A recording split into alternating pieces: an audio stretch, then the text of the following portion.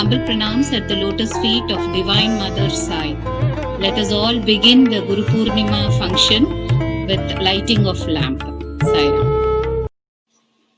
Asato ma sadgamaya tamaso ma jyotirgamaya mrityorma amritangamaya. Shanti Shanti Shanti.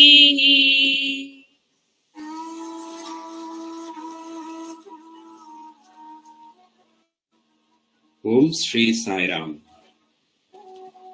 Akhanda Mandalakaram Vyaptam Yena Characharam Tatpadam Darshitam Yena Tasmai Shri Gurave Namaha. அங்கிங்கெனாதபடி எங்கும் நீக்கமர நிறைந்திருக்கும் நம் பகவான் சத்குரு ஸ்ரீ சத்யசாயி நாதனின் பொற்பாத கமலங்களில் எங்கள் அநேக கோடி நமஸ்காரங்கள். இந்த புனித குரு பூர்ணிமா தினத்தன்று நம் இதய மலர்களால் இறைவனாகிய குரு, குருவாகிய இறைவன் நம் சத்குரு சாயியின் புகழ்பாடி அவரின் பாதார விந்தங்களில் நம்மை அர்ப்பணிக்க இணைய வாயிலில் எங்களோடு இணைந்திருக்கும் அனைத்து பெற்றோர்களையும், பெரியோர்களையும், மாணவர்களையும் மற்றும் அனைத்து நல்லுள்ளங்களையும் வருக வருக என்று அன்போடு வரவேற்கிறோம். நிகழ்ச்சியை நம் மாணவர்கள் சாய்நாத் மற்றும் சபரீஷ் வழிநடத்தி செல்வார்கள். இறுதி வரை எங்களோடு இணைந்திருந்து இறை அனுபூதி பெற அனைவரையும் வேண்டி விரும்பி கேட்டுக்கொள்கிறோம். Jai Sairam. Sairam Sainath. Sairam Sabarish brother, how are you? By Swami's grace, I'm fine. I also hope it's the same with you and others. Yes brother, by Swami's grace, I am safe and sound, and I think everyone else here today is also safe. But there's just this one thing. I just don't feel as complete as how we were when we were in our hostel. You are right, Sainath. Being in IIIE is one of the best experiences I have ever had. Even though we are not in our school, I still practice many of the prayers we follow there. Oh, yes brother, even I keep up with the activities we learned whilst I stay in the hostel. And I'm sure our fellow students are also practicing it. But anyways, do you remember what day it is today? Of course, Sainath. Today is the auspicious occasion of Guru Purnima. Brother, do you remember what we did for Guru Purnima last year? Of course, Sainath. Those memories still stay fresh in me. We had a golden opportunity to visit the divine abode of Prashanti Nilayam. We also had the fortune of listening to C.G. Prakash sir of Radio Sai and Sundaravali ma'am. Their satsangs really inspired us and we successfully completed our pilgrimage to Parthi. Brother, you know what? As you say these things, memories just flood into my mind and they bring a cheerful smile across my face. Yet again, do you realize how fortunate we are? Even during these times of crisis, we are able to celebrate Guru Purnima in our own IIISI way and as grand as it has ever been. So now, let us all pull up our hearts and immerse ourselves in the eternal vibrations of the divine Vedas. Om Shri Gurubhyo Namaha Hari Om Gananam Tva Ganapatigum Havamahe Kavim Kavinam Upamasravastamam Jyeshtarajam Brahmanam ब्रह्मणस्पत आनशृण्वन्नोतिभिः सीदसादनम् प्रणो देवी सरस्वती वाजेभिर्वाजिनीवती दीनामवित्रयवतु गणेशाय नमः सरस्वती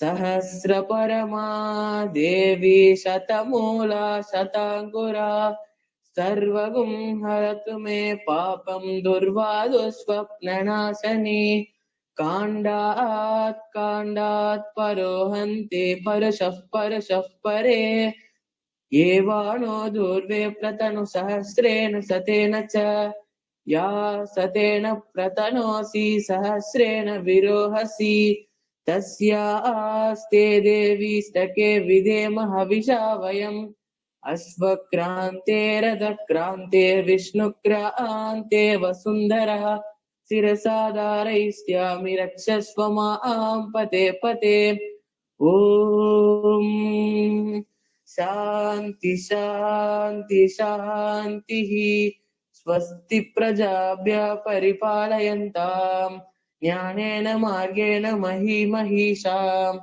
गोब्राह्मणेभ्यः शुभमस्तु नित्यम् समस्तलोकाः सुखिनो भवन्तु समस्तलोकाः सुखिनो भवन्तु समस्तलोकाः सुखिनो भवन्तु ॐ शान्ति शान्ति शान्तिः Wow! What a privilege it is to treat our ears to the immortal echoes of Veda. Thank you, Sai Sridham. Now, we have Sainath to present us the importance of Guru Purnima.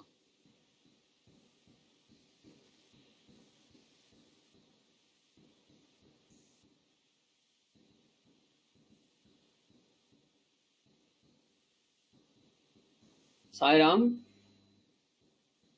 one and all, I would first like to offer my most humble pranams at the lotus feet of our dearest Swami, the first Guru, the Guru of all the Gurus.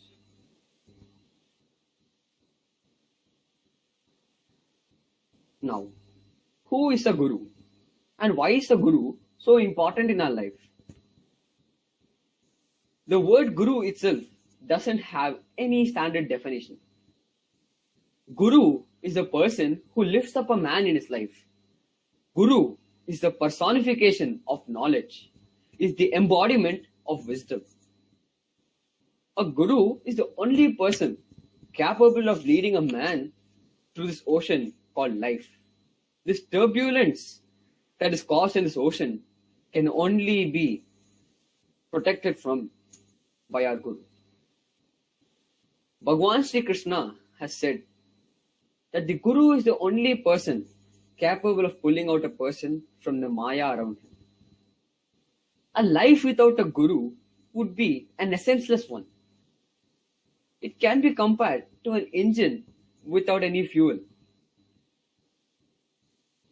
Every great person has a Guru, and the Guru is the pathway to success. A person can only just not choose anyone. A person has no restrictions when choosing his Guru. It can be anyone. A Guru can be a person who's our teacher, or it can even be God. It's up to us whom we choose as our Guru. Now, what is Guru Purnima and why is it celebrated? So, Guru Purnima is a tradition. It's an integrated part of the Hindu culture dedicated to our spiritual and academic teachers. These teachers who enlighten us humans are always ready to share their wisdom. And today is the day of Guru Purnima. We render them our gratitude.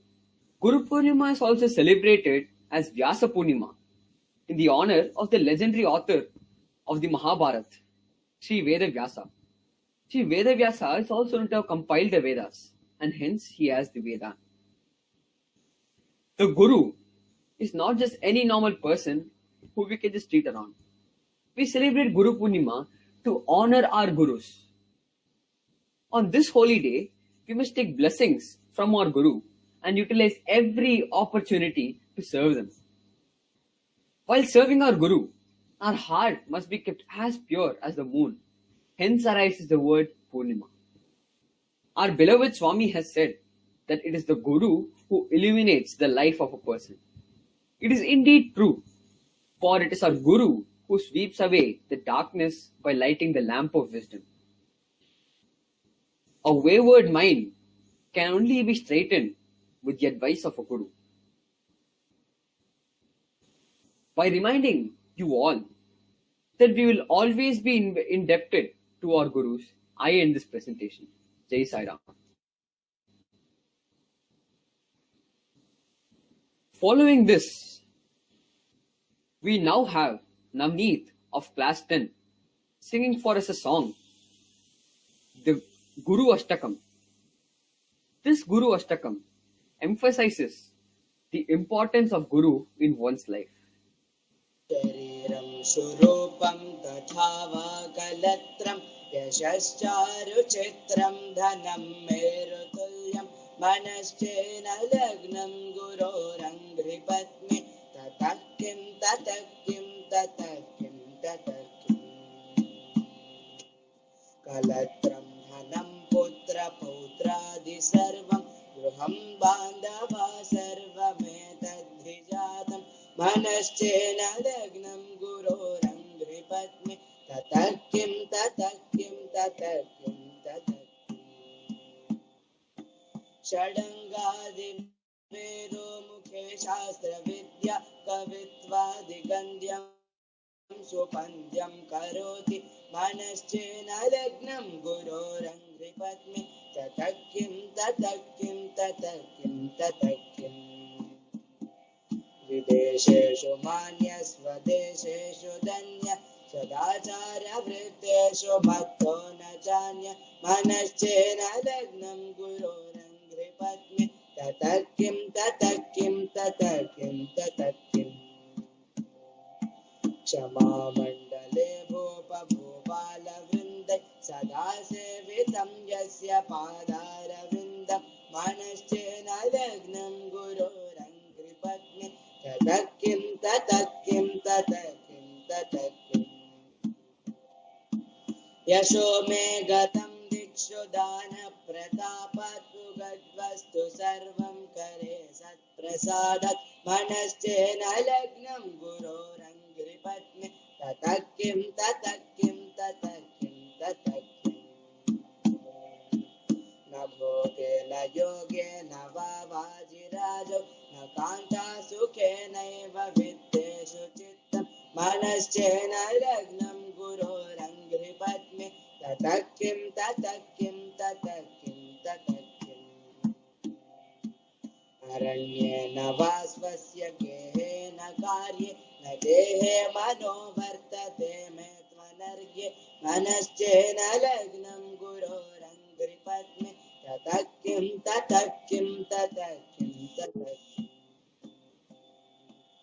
गुरोरष्टकं यः पठेत् पुण्यदेहि यतिर्भूपतिर्ब्रह्मचारी च गेहि लभेत् वाञ्छितार्थपदं ब्रह्मसंज्ञं गुरोरुक्तवाक्ये मनो यस्य लग्नं गुरोरुक्तवाक्ये मनो यस्य लग्नं गुरोरुक्तवाक्ये मनो यस्य लग्नं. Thank you, Navneet. That is a really breathtaking performance. Moving on now. I would like to invite our revered correspondent sir to share a few of his wisdomic words and introduce our guest for today.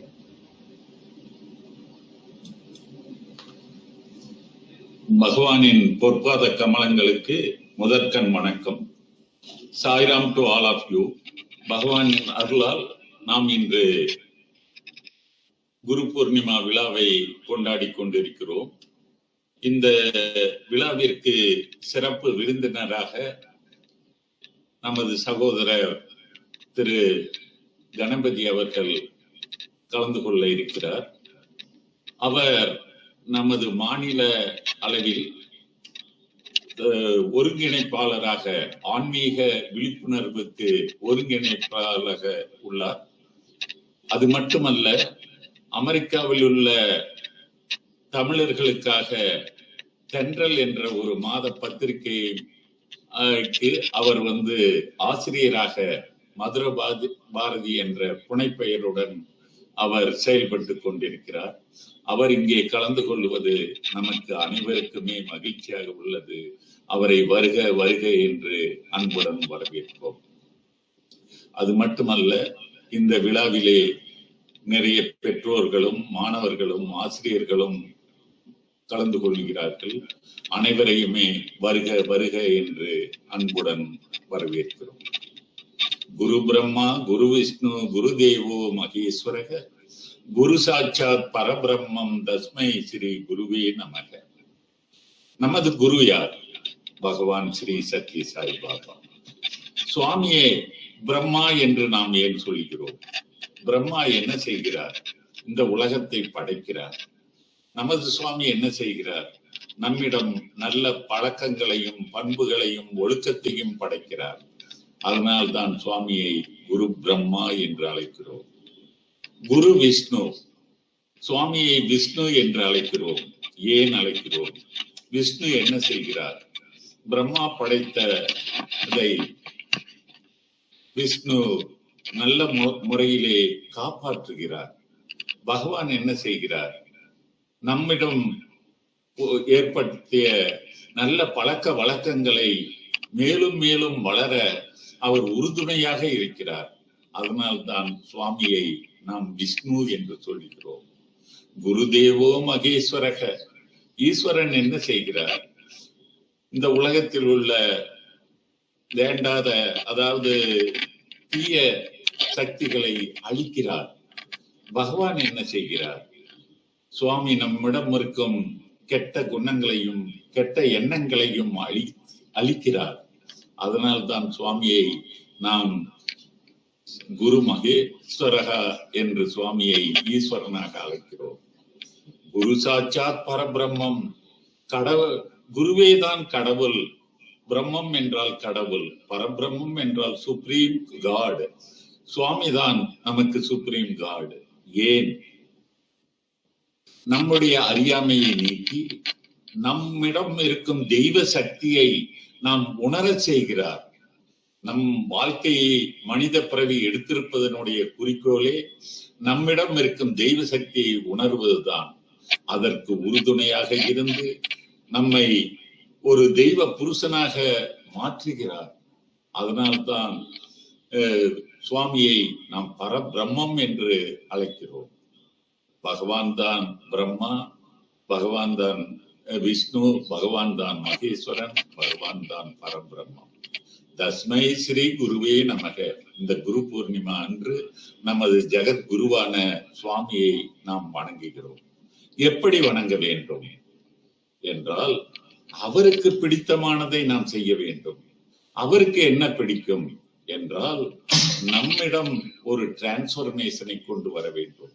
நம்மிடம் உள்ள அனைத்து கெட்ட எண்ணங்களையும் கெட்ட செயல்களையும் நாம் துறந்து நம்மிடம் ஒரு நல்ல பழக்க வழக்கங்களை உருவாக்க வேண்டும். அப்பொழுதுதான் நம்மிடம் இருக்கும் தெய்வ சக்தியை நாம் உணர முடியும்.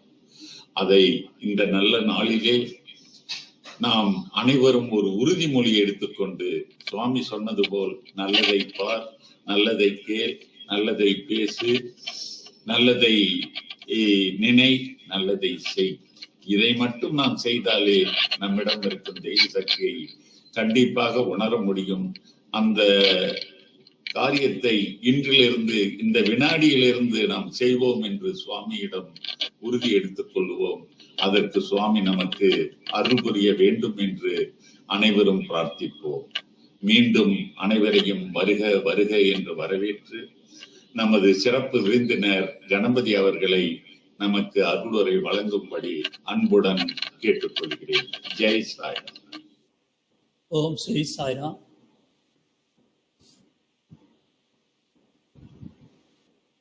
எல்லாம் வல்லவனும் எங்கும் நிறைந்தவனும் யாவும் அறிந்தவனும் ஆன பகவான் ஸ்ரீ சத்யசாயியின் பாதங்களில் கோடி கோடி முறைகள் நமஸ்காரம் செய்து கொண்டு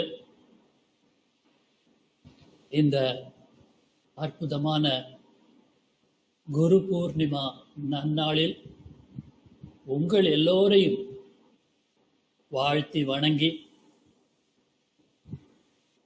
இந்த செய்தியை பேசத் தொடங்குகிறேன்.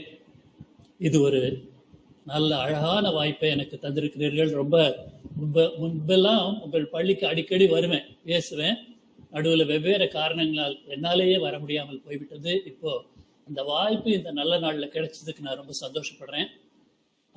நல்ல தெளிவாக கேட்குது இல்லை நான் பேசுறது? அது மட்டும் யாராவது ஒருத்தர் எஸ் சொல்லிடுங்க, நான் மேற்கொண்டு பேச அதுக்கு சௌரியமா இருக்கும். தியாகு நல்ல ஓகே, தேங்க்யூ. ரைட், இந்த ஆரம்பத்தில் நமக்கு முன்னால பேசின ஒரு சாய் குழந்தை அந்த வீடியோ பிரசன்டேஷன்ல போடும் பொழுது ராமகிருஷ்ண பரமஹம்சரை பார்த்தேன். நான் ரொம்ப சந்தோஷமாயிடுச்சு. காரணம் என்னன்னா, நேற்றைக்கு சுவாமி விவேகானந்தர் அவர்களுடைய நினைவு நாள். ஒரு சிஷ்யன் ஒரு குருவுக்கு என்ன செய்ய வேண்டும், எப்படி இருக்க வேண்டும் அப்படிங்கிறது இந்த குரு பூர்ணிமையில நினைச்சு பார்க்கணும்னு சொன்னா விவேகானந்தரையும் ராமகிருஷ்ணரையும் தான் நினைத்து பார்க்க வேண்டும். உலகம் முழுவதிலும் சென்று அந்த சிஷ்யன் சனாதன தர்மத்தின் பெருமையை பேசியதோடு மட்டுமல்லாமல் எல்லாவற்றையும் தன்னுடைய குருவின் பெயராலே மட்டுமே அவர் செய்தார். அப்படி ஒரு அற்புதமான சிஷ்யர் அவர். ஒரு சம்பவம் நினைவுக்கு வருகிறது. விவேகானந்தர் சிகாகோவுக்கு போயிருக்கிறாரு. சிகாகோவில் உங்களுக்கு தெரியும், உலக மத பாராளுமன்றம், பார்லிமெண்ட் ஆஃப் ரிலிஜன்ஸ் என்று எல்லா மதத்தவர்களும் அங்கே வந்து கலந்து கொண்டிருக்கிறார்கள். அங்கே போய் விவேகானந்தர் பேசுகிறார். முன் பின் அறிமுகம் இல்லாத ஒரு இந்திய துறவி. ஆனால் அவர் எழுந்து நின்று brothers and sisters of America என்று சொன்ன அந்த கணத்திலே 8000 பேர் எழுந்து நின்று விடாமல் கைதட்டுகிறார்கள். அது வரைக்கும் எல்லாரும் லேடிஸ் அண்ட் ஜென்டில்மேன் என்று தொடங்கிய அந்த இடத்துல brothers and sisters of America என்று இவர் தொடங்குகிறார். கைதட்டல் நிற்க மாட்டேன் என்கிறது. அப்ப தொடங்கின அந்த புகழ் தான், அப்ப தொடங்கின அந்த பாராட்டு தான் விவேகானந்தரை அமெரிக்காவில் எங்கே வருகிறார் என்று சொன்னால் கூட்டம் வந்துவிடும். அப்படி ஆக தொடங்கிவிட்டது. யார் அந்த விவேகானந்தர்? நீங்கள் எல்லாம் தெரிந்து கொண்டிருக்கிறீர்களா? தேசத்தையும் தெய்வத்தையும் 2 கண்களாக பார்த்தவர். இப்ப நீங்க வீட்டுல இருக்கீங்க. வீட்டுல இருக்கும்போது உங்களுக்கு ஒரு சில அடிஷ்னல் வாய்ப்புகள் கிடைக்கிறது. என்னன்னா, ஸ்கூல்ல ஆரம்பத்திலேயே சொன்னாங்க SSI ஹாஸ்டல்ல இருக்கிறதா பெரிய சந்தோஷம்னு.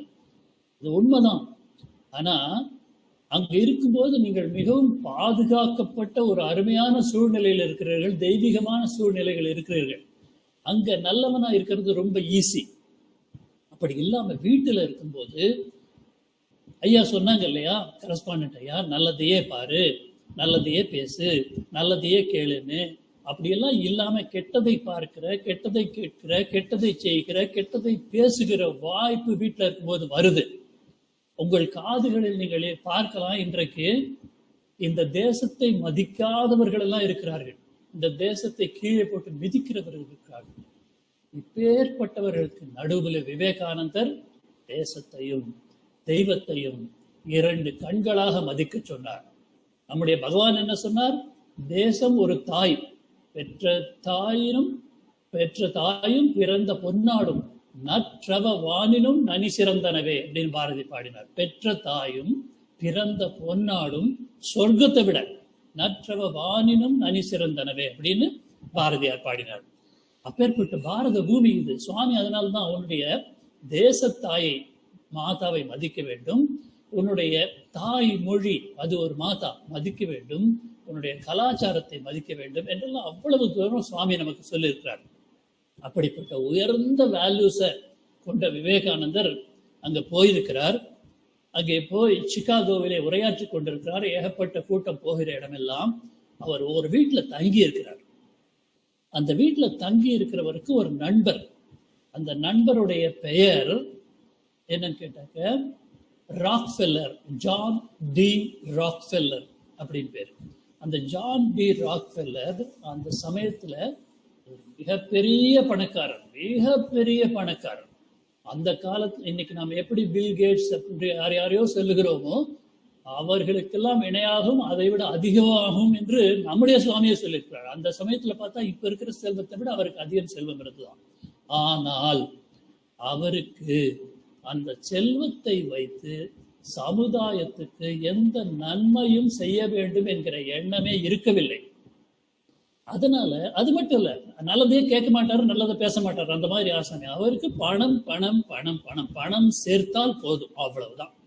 அப்படி இருந்து கொண்டிருந்தார்.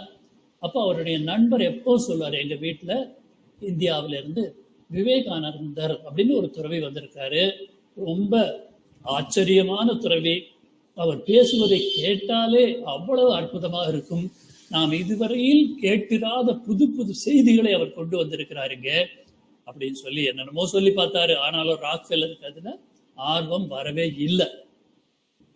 ஆனா ஆர்வம்னு சொல்றோம், ஒரு நமக்குள்ள ஒரு தெய்வம் இருக்கு, தெய்வம் நீ என்றுணர் அப்படின்னு பாரதி பாடினா. நம்ம சுவாமி சொல்லுவார், you are God, you are காட்னு சொல்லுவார்.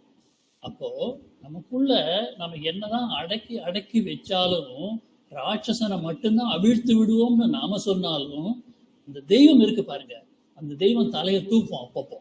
அது போல ஜான் டி ராக்ஃபெல்லர் ஒரு நாள் விவேகானந்தர் தங்கி இருந்த அந்த வீட்டு வாசல் வழியா போறாரு.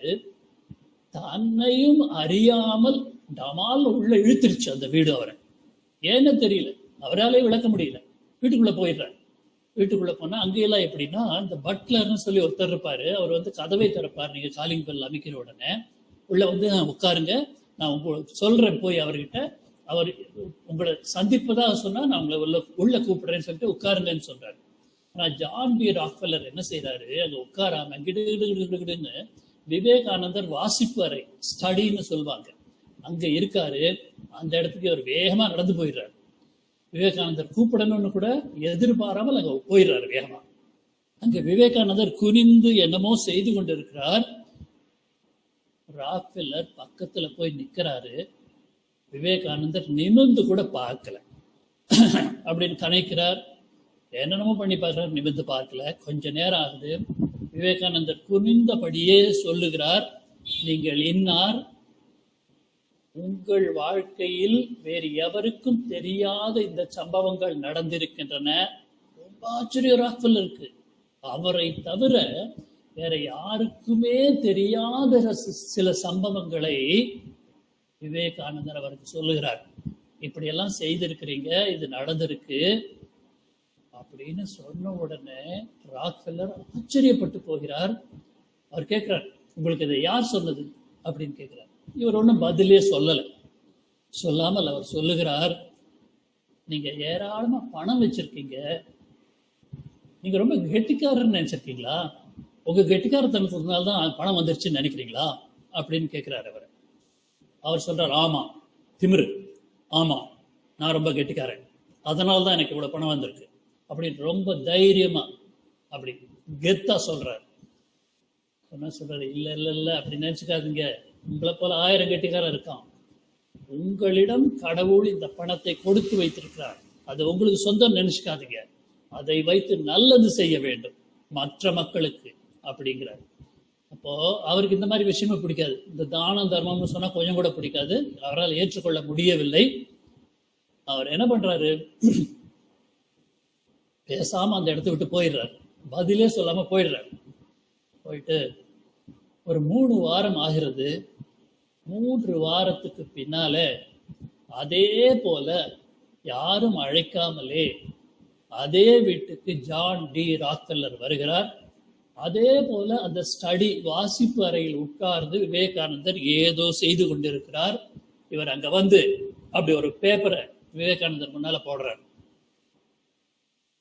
போட்ட உடனே விவேகானந்தர் அதை பார்க்கிறாரு. ஆனா ஒண்ணு பதில் சொல்லல. அந்த பேப்பர்ல என்ன எழுதியிருக்காருன்னா, ஒரு குறிப்பிட்ட தொகையை ஒரு நல்ல காரியத்திற்கு அவர் கொடையாக கொடுத்திருப்பதாக அந்த பேப்பர்ல இருக்கு. அது விவேகானந்தர் பார்க்கிறார். விவேகானந்தர் எதுவும் பேசலைன்னு சொன்ன உடனே ராக்ஃபெல்லர் கேட்கிறாரு, பாத்தீங்களா நான் செஞ்சுட்டேன், இப்போ அது சந்தோஷமா, நன்றி சொல்லலாம் நீங்க எனக்கு அப்படிங்கிறார். விவேகானந்தர் பேசாம இருந்துட்டு சொல்றாரு, இதற்கு நீங்கள் எனக்கு நன்றி சொல்ல வேண்டும், நீங்க சொல்லலாம் அப்படிங்கிறார். எனக்கு சொல்லலாம் நீங்க நன்றி அப்படின்னு சொல்றாரு. அர்த்தம் என்னன்னா, எப்படியோ அந்த மகத்தான ஆன்மீக சக்தியை அபரிமிதமாக கொண்ட விவேகானந்தரின் வார்த்தை எதையுமே பொருட்படுத்தாமல் பணம் பணம் பணம் என்று இருந்த அவருடைய மனதிலே போய் தைத்து இன்றைக்கு அவர் ஒரு தொகையை ஒரு நல்ல காரியத்திற்கு கொடுக்க தொடங்கிவிட்டார். அது மட்டுமல்ல, இப்போ ஒரு ரெக்கார்ட்ல இருக்கு. In 1894, John D. Rockefeller donated $400 million to Chicago University. எவ்வளவு? இன்னைக்கு கூட அது பெரிய தொகை, $400 million. அப்படித்தான் ராக்ஃபெல்லர் ஃபவுண்டேஷன் என்பதை 1913 ஆண்டுல தொடங்கினார். இன்றைக்கும் அது உலகத்திலேயே ஒரு மிகப்பெரிய சேரிட்டபிள் இன்ஸ்டிடியூஷன்ஸ்ல ஒண்ணா இருக்கிறது. அதோட நிறுத்தினா போதாது, நம்ம சுவாமி என்ன சொன்னார் அப்படிங்கிறது நான் இப்ப சொல்லி ஆகணும். நம்ம புரிஞ்சுக்க வேண்டிய விஷயம் இருக்கு. என்னன்னு கேட்டாக்க, சுவாமி சொன்னாரு, 46வது வயதுல சுவாமி தன்னுடைய ஸ்டூடெண்ட்ஸ் கிட்ட பேசிட்டு இருக்கும்போது சொன்னார், 46வது வயதுல ஜான் டி ராக்ஃபெல்லருக்கு ஒரு கடுமையான நோய் வருகிறது. அது சொன்ன சமயம் இதுதான், அந்த 1894 ஆண்டுன்னு சொன்ன பாருங்க, கிட்டத்தட்ட விவேகானந்தரை சந்தித்த அதே சமயம்தான்.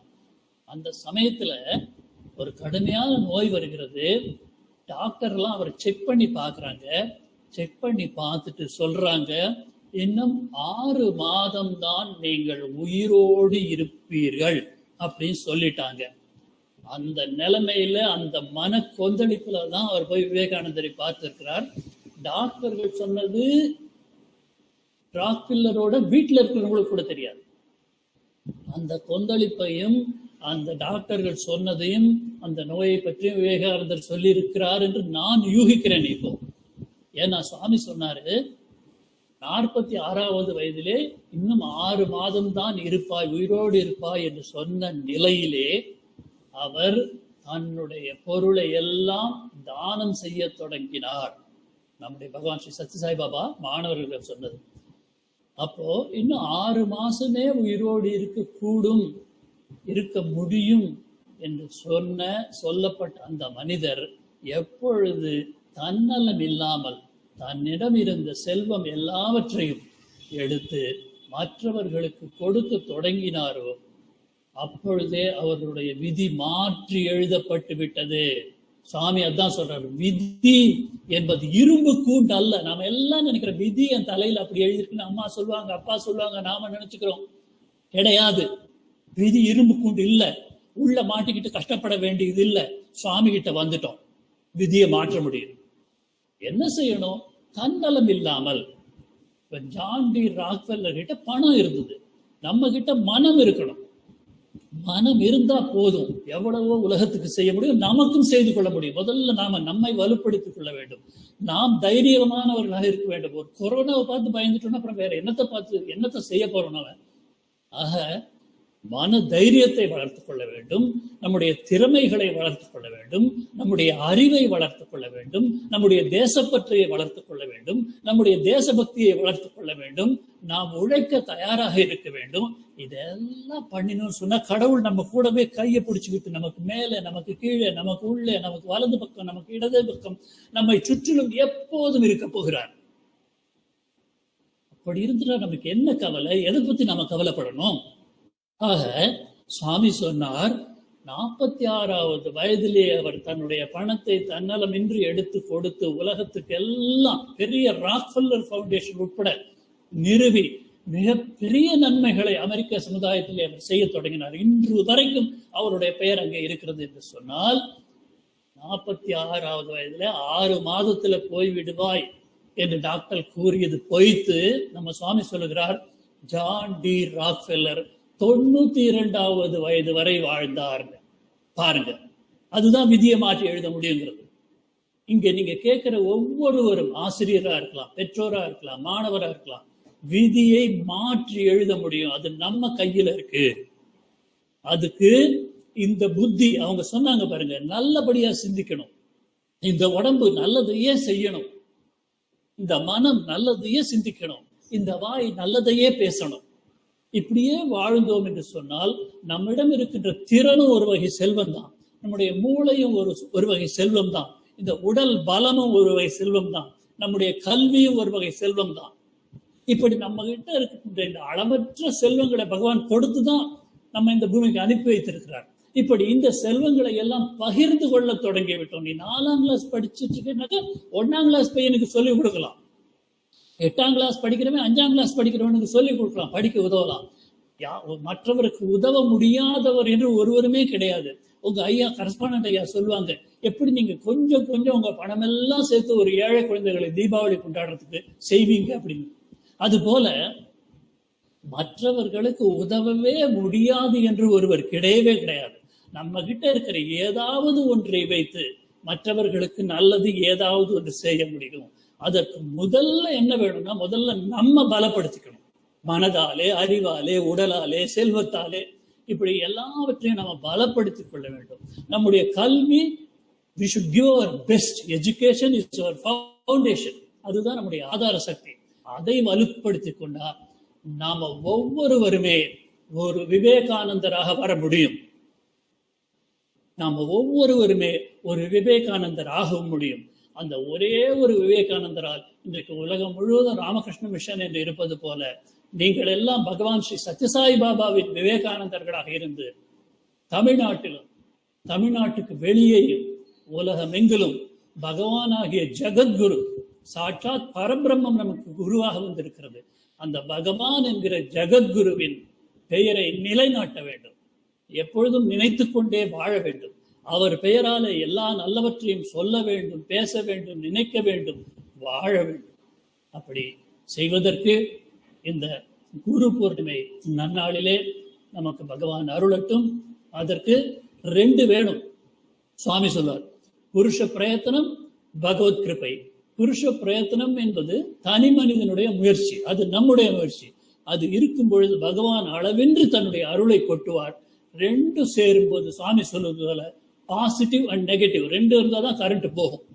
அப்படி ஒரு மிகப்பெரிய ஆற்றல் இந்த உலகத்தை நோக்கி பாயும். இந்த உலகத்திற்கு அத்தனை நன்மையை செய்ய வல்லவர்களாக நாம் இருக்கிறோம் என்று சொல்லி அதற்கு பகவான் அருளட்டும் என்று பிரார்த்தித்து, உங்கள் எல்லோருடனும் சேர்ந்து பிரார்த்தித்து, இந்த குரு பூர்ணிமை அந்நாளில் இந்த அரிய சிந்தனையை உங்களோடு பகிர்ந்து கொள்ள பகவான் வாய்ப்பு கொடுத்தார். என்னை பயன்படுத்தி கொண்டு இந்த சிந்தனையை அவர் உங்களோடு பகிர்ந்து கொண்டார். அதற்கு மிகுந்த மகிழ்ச்சியையும் நன்றியையும் தெரிவித்துக் கொண்டு முடித்துக் கொள்ளுகிறேன். Jai Sairam. Thank you, sir, for your very inspiring speech and sharing your pearls of wisdom with us, and also spending your valuable time enlightening us. On this auspicious occasion of Guru Purnima, let us all blend in the bliss of our beloved Swami's discourse of dripping love. Now, because of the world feeling, you are deluded. You You want to see God separately.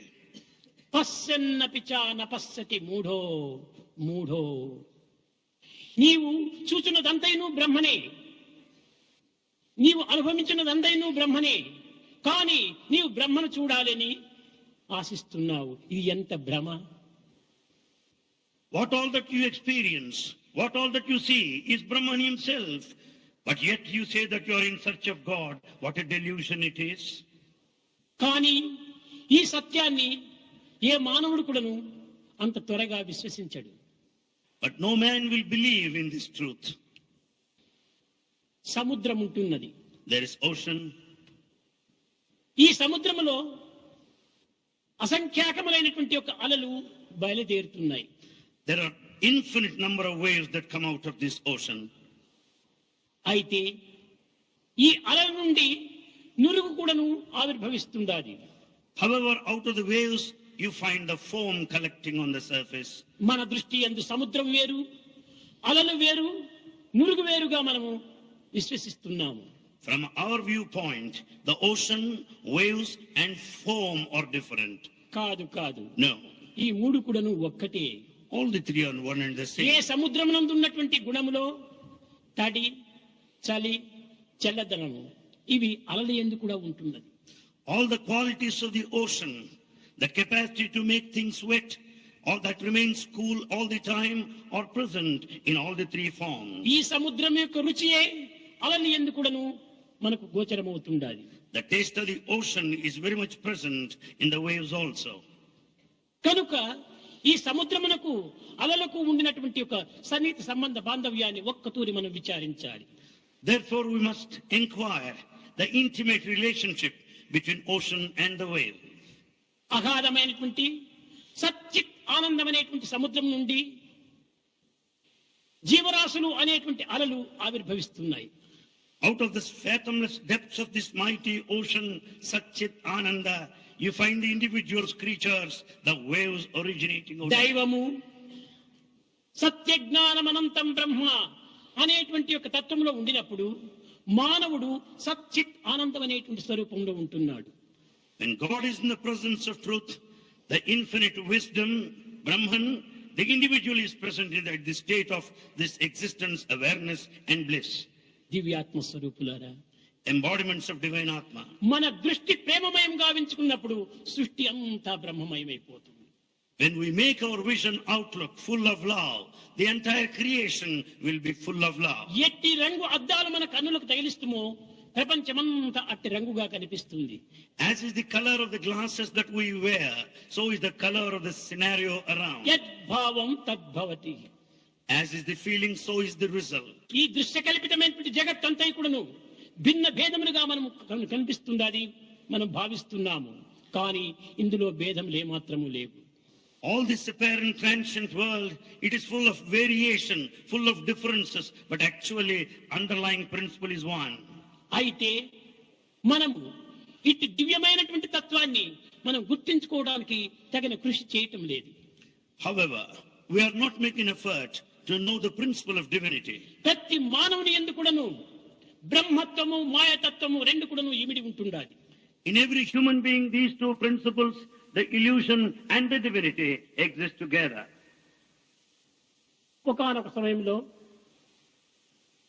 రాముడు ఈ బ్రహ్మతత్వాన్ని గురించి వశిష్ఠుల వారి ద్వారా వింటున్నట్టుగా నటిస్తూ వచ్చాడు. At one time, Rama was pretending as if he was learning regarding the principles of divinity from sage Vasishtha. Parvati పరమేశ్వరులు ప్రత్యేకమైన వారు కాదు. Parvati, Parameshwara are not separate. Parvati అనగా శ్రద్ధ, Parvati is Shraddha, steadfastness. ఈశ్వరుడు అనగా విశ్వాసము. Ishvara is faith. శ్రద్ధ విశ్వాసముల యొక్క స్వరూపములే పార్వతీ పరమేశ్వరులు. Therefore, the embodiment of steadfastness, the embodiment of faith ప్రతి are these మానవుని two. యందు కూడాను శ్రద్ధ విశ్వాసములు ఉంటున్నవి. In every human being, these two are present, కనుక steadfastness and ప్రతి faith. మానవుడు కూడాను అర్ధనారీశ్వరుడే. Therefore, everyone is androgynous. కనుక ఇదే విధంగానే బ్రహ్మతత్వము మాయాతత్వము ఒకే వ్యక్తి యందు ఉంటున్నది. Like this, the divinity and illusion are present in the same individual. అయితే ఈ బ్రహ్మతత్వం ఏమిటి, ఈ మాయాతత్వం ఏమిటి అని మనం విచారణ చేసినప్పుడు And we inquire, what is this divinity, what is this illusion? సత్ చిత్ ఆనందం రూపనామం అని 5 ఉంటున్నాయి. There are 5 principles. The Sat, the being, Chit, awareness, Ananda, the bliss, the ఈ name సత్ and form. చిత్ ఆనందం అనేటువంటిదే బ్రహ్మ రూపము. Brahma has these 3, Sat, Chit, Ananda. రూపనామములే మాయాతత్వము. The name and the form are the illusion. ఇవి కేవలము దృశ్యగోచరంగా ఉంటున్నవే కానీ ఇది భావశుద్ధిగా లేవు. They are only, జలము ఒక అలగా మారిపోతుండాలి. because of the power of the wind, the same water transforms into waves. కనుకనే మాయాశక్తి వల్లనే ఈ సచ్చిత్ ఆనందమైనటువంటి యొక్క సచ్చిదానంద స్వరూపం నందు సముద్రమునందు జీవరాశులు అనేటువంటిది ఒక అలలుగా ఆవిర్భవిస్తున్నాయి. Because this mighty power of the illusion, out of this ocean of Satchidananda, the divinity, you find the individuals arising out of it as waves. ఆ వాయువే మాయా. And that wind is illusion. ఈ అలనే జీవుడు. The waves are the individual. సముద్రమే సచ్చిదానందము. The ocean is Satchidananda. కాబట్టి సచ్చిదానందం నుంచి వచ్చినటువంటి జీవుడు సచ్చిదానంద స్వరూపుడే. Therefore, the individual out of this Satchidananda is verily the same. ఆ సత్యాన్ని మనం గుర్తించినప్పుడే బ్రహ్మవిత్ బ్రహ్మైవ భవతి. When once we know this truth, the knower of the Brahman becomes Brahman. కనుకనే ఈనాడు మనము కేవలం ఉపాధి భేదమును పురస్కరించుకొని మనం అనేక రూపనామములుగా విశ్వసించుకొని భిన్న భిన్నమైనటువంటి యొక్క తలంపులచే మనం అనుభవిస్తున్నాం. Today, basing on the body, the vesture that we have put on, the name and form, we observe, follow differences among ourselves. ఈ యొక్క సచ్చిదానంద స్వరూపం అనేటువంటిది ఈ మాయతో కూడియే ఉంటున్నది. The Satchidananda, the divinity, is with this illusion. అయితే ఈ మాయ క్రమక్రమేణా మాయమవుతుంది. However, this illusion will vanish పుట్టిన gradually. అల దేని ఆధారంతో పుట్టిందో తిరిగి అదే ఆధారంతోనే లయమైపోతుంది అది సముద్రమునందు. The wave which is produced naturally will annihilate, will merge back into the ocean. పుట్టినది గిట్టక తప్పదు. That which is born is bound to die. కానీ పుట్టి గిట్టేటువంటిది ఉపాధి యొక్క తత్వము. It is only the nature of the body to be born and die. పుట్టి గిట్టనటువంటి యొక్క తత్వము బ్రహ్మతత్వము. That which is beyond birth and death is divinity. అందుకోసమనే బ్రహ్మను బృహత్ స్వరూపుడు అన్నాడు. అనగా అనంతమైన సర్వత్ర ప్రాణిపాదం ఎక్కడ చూసినప్పటికీ వ్యాపించేటువంటి తత్వమే బ్రహ్మతత్వము. Therefore, the nature of Brahman is this vastness, all pervasive, found everywhere. కనుక బ్రహ్మ కానటువంటిది ఈ జగత్తులో ఎక్కడ కూడా కనిపించదు. In this world, you don't find anything without the జగత్ principle of అంతయు Brahma. బ్రహ్మస్వరూపమే. The whole universe is manifestation of Brahma. కానీ మన యొక్క హద్దులు, మన యొక్క బుద్ధి యొక్క కుశలతలు చాలా పరిమితంలో ఉండటం చేత ఈ విశాలమైనటువంటి తత్వాన్ని గుర్తించుకోలేకపోతున్నాం. Because of our own human limitations of intellect, we are not able to understand the vastness of Brahman. త్రాడులో పామును ఏ రీతిగా మనం సృష్టించుకున్నామో అదే విధంగానే బ్రహ్మలో జీవతత్వాన్ని మనం సృష్టించుకుని బాధలో పడిపోతున్నాం. Just as we have the feeling that there is a snake when there is actually a rope, we have the feeling of an individual while being Brahman ourselves. Dearest Bhagavan, our utmost gratitude to you on enlightening us on the great Brahman. Now, I request our respected principal ma'am, Srimati Sai Meera, to address the gathering. Om Shri Sai Ram. My humble pranams at the lotus feet of Divine Mother Sai. Welcome all to the first online celebration of Guru Purnima. How are you all? Yes, I know that all of you are safe by Swami's grace. First and foremost, let us thank our divine Guru, Bhagavan Shri Satya Sai Baba, for blessing us to celebrate this Guru Purnima and also blessing us with his divine message. We sincerely thank our chief guest, Shri Ganapati Sir, for his valuable words, for readily accepting our invitation. Only yesterday we could call him, but because of his love for Bhagavan, he could readily accept. And we really thank you, sir, for Swami's message, listening Swami's message through you. And we also strongly believe, like with our effort and Swami's grace, each and every child of our Satya Sai school will truly become Vivekananda and spread the world with Sai energy. That is our prayer to our Divine Lord. And we sincerely pray Bhagavan to bless you with more and more energy to motivate more and more people. Thank you so much, sir. We also thank our correspondent, sir, for his valuable words and guidance. We thank our deputy correspondent, sir.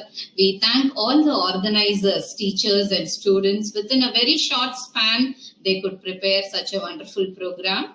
And we also thank all the parents and students who are listening. Let us take all these things as Swami's message and really thank our divine Guru with our transformation. And all of you know Guru Purnima is very special in our school. All of us will be there in Puttaparthi during Guru Purnima, and we will have the divine darshan, and all of us would be writing letters to Bhagwan, and we would be submitting the letters on this holy auspicious day. So we have already told all the children of 4th to 12th standard and all our staff members, we will be writing the letters. Swami knows our thought also, but still the real thanks to Bhagwan is our transformation. So that is what we write in the letter and submit. So at home you can submit the hard copy in Swami's altar, and you can also post the scanned copy as a homework, and we will also submit it at Swami's lotus feet. And yet another special is today all of you children, you know that you are blessed with great parents, and you are all blessed with dedicated gurus. All your teachers are dedicated people, and they want to do everything for you to their level best. And now the e-learning is also going on. So what we regularly do in school is we do pranams to all our teachers. So I would like all the students who are hearing to that to just imagine that all your teachers are standing before you, not only the currently teaching teachers, but the teachers who taught you from LKG onwards, all your Balvika's gurus. Just imagine that they are standing before you, and please do your namaskars from home, just thinking and respecting them. And all teachers, please imagine that all the children are before us and they are doing pranams. Let us pray to Bhagwan to bless us with more energy to be good role models and change and transform all the children. So let us all bless our children from our heart. Having Swami as our energy, we are going to do the best and develop best role model children, Sai students. So Swami should also bless us with all the energy. So thank you all children and teachers. So with prayers to Bhagwan, we will conclude the session with Mangala Harati. Sai Ram. You can all witness the Mangala Harati at our Ramsai Hall. Thank you. Sai Ram. Om Jai Jagadish Hare Swami Satya Sai Hare Bhakta Jana Samrakshaka Bhakta Jana Samrakshaka Pati Maheshwara Om Jai Jagadish Hare Shivadana Sridhara Sarva Pranapate Swami Sarva Pranapate Achrita Kalpaladika Achrita Kalpaladika Abhat Pandava Om Jai Jagadish Hare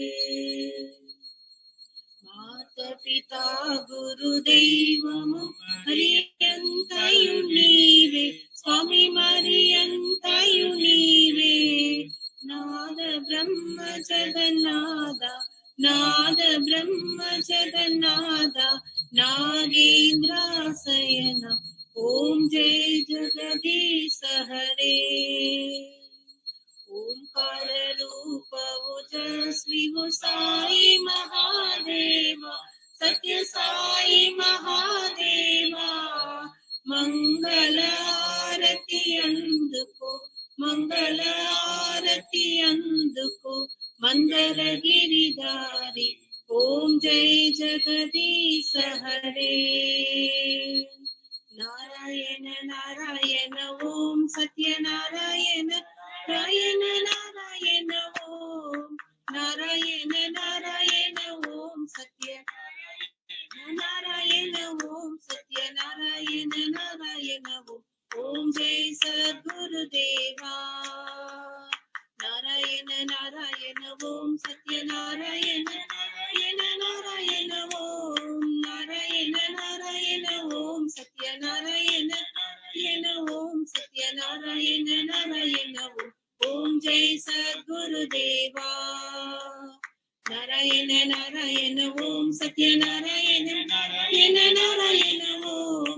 Narayan Narayan ओम सत्यनारायण ओम सत्यनारायण नारायण ओम जय गुरुदेवा